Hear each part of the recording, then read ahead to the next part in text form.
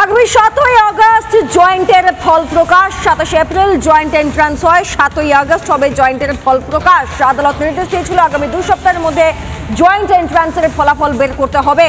OBC সংরক্ষণ জটেই নাকি আটকে ছিল ফল প্রকাশ। চলতি সপ্তাহে জয়েন্ট এন্ট্রান্সের বোর্ডকে নির্দেশ, আগামী সপ্তাহের মধ্যেই ফল প্রকাশের নির্দেশ দেয় হাইকোর্ট।